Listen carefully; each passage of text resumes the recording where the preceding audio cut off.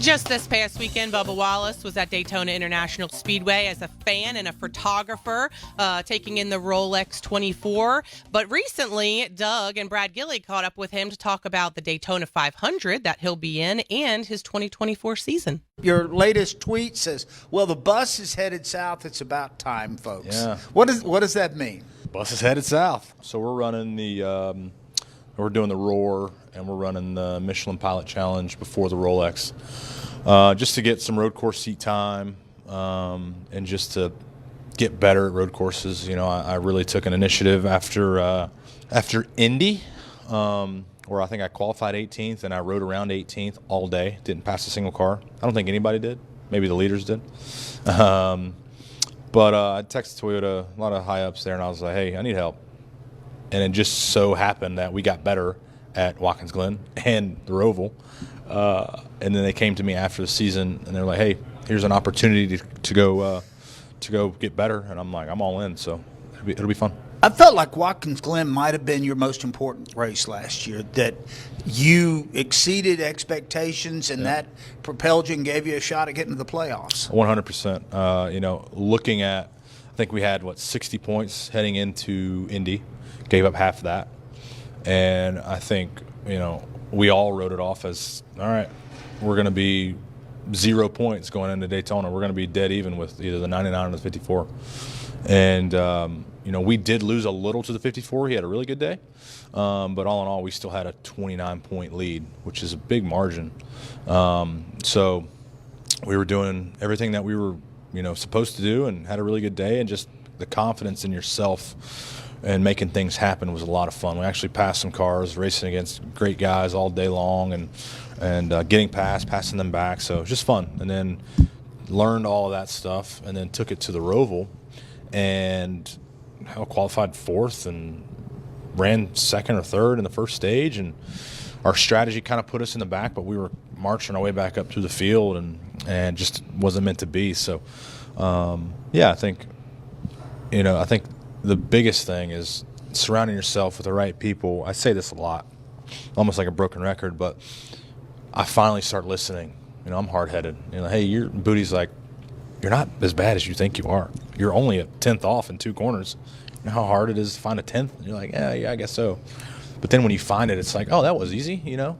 Like, do it over and over again. So I think my biggest thing now is I think I can go out and run a lap. You send me out there, I'll go be within 2 or 3 tenths, sure. But then it's when you put me out there, hey, go past this car. Well, how the hell are you supposed to do that if we're lifting at the same mark? You know, I got to drive in 50 feet deeper. Oh, hang on, here we go. So that's what I'm going to work on in the Supra. All right, with a lot of these new drivers, from the William Sawalic's to the Connor Zilliches and all of that, I don't remember who you're racing with. I know you're racing, and I know some of these names keep coming up, but we keep hearing new ones. So refresh us. Who are you racing with on your team, and what are you racing? Yeah, so we're in the Smooge Racing Toyota Supra, and it's myself, John Hunter, and Corey Heim.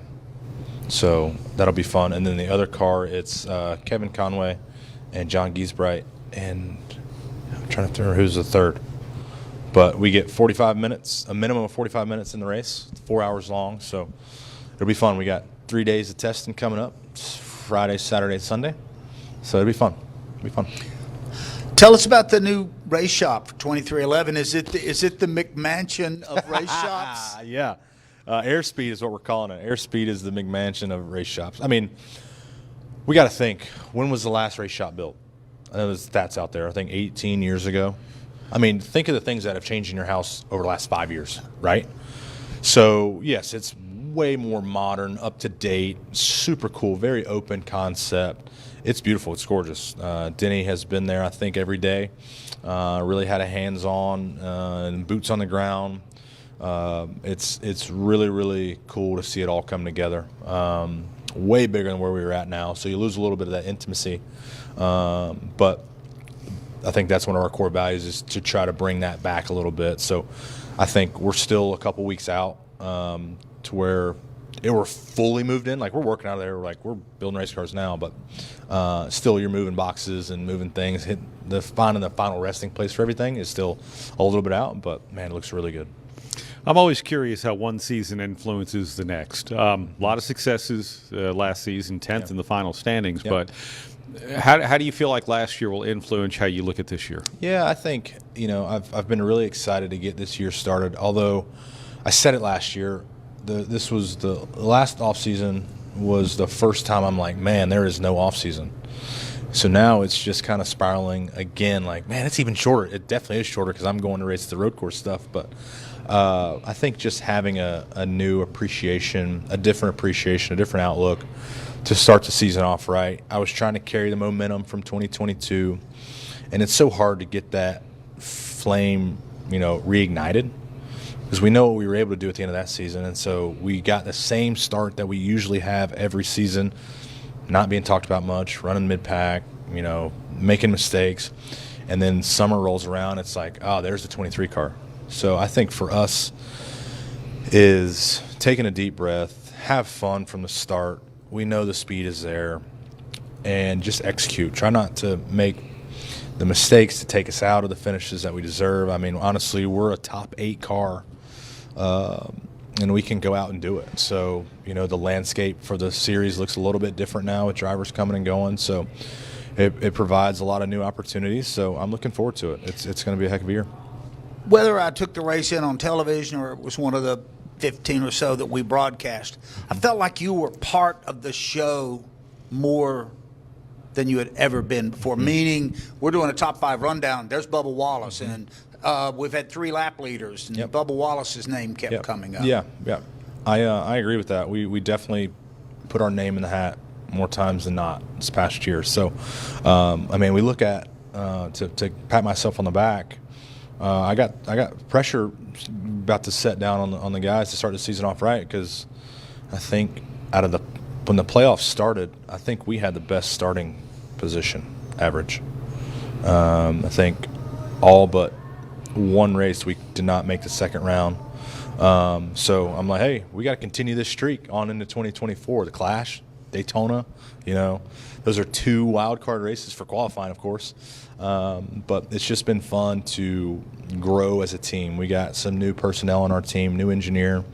So we'll see, how we all mesh and intertwine with each other. But we got to come out swinging, and it's not a matter of if you're trying too hard, because that's where you make the mistakes. And I think that was maybe 2 years ago, Bubba, like, come out and really show like what we need to do, and we know what we need to do. We know what we're capable of doing, and it's just going out and don't hinder that performance.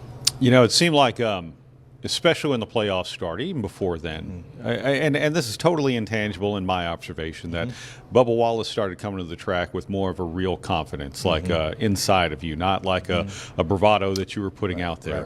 Right. There was a lot of talk about, be it, this driver calling you before this race, or Michael Jordan and things like that. Yep. Can you take us behind the scenes on some of that and where that came from? I know a lot of it comes from within, but where it came from. Yeah, for sure. I mean, you all know I wear my heart on my sleeve, and I carry that pressure with me. And I've tried to do a lot. I have a guy, Craig, on my team who's been really influential, of just trying to make me better as a person, right? And that carries over into the work life. And, I think his thing this year was no more talking negative about myself. No more beating yourself up. And I look at when people don't have their best of days, they're just like, it wasn't meant to be. It's tough. The sport is tough, instead of just beating yourself down, beating yourself over the head, and not giving yourself a chance. So I'm looking forward to that opportunity. And I think, with that comes those conversations with MJ, or whether it be Scott Dixon, Jordan Taylor. It's finally like hearing like, hey, you don't suck. And you're like, I guess you're right. And you go on and you have great races.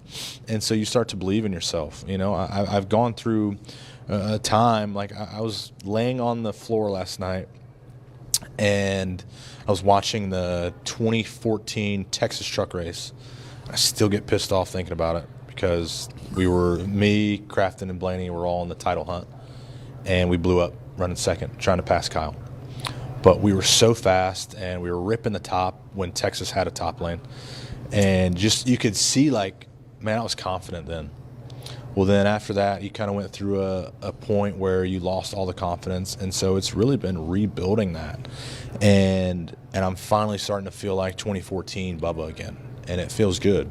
And so I hate that it's taken this long. Whatever, so be it. So we'll see what happens. I'm looking forward to the season. It's going to be a lot of fun.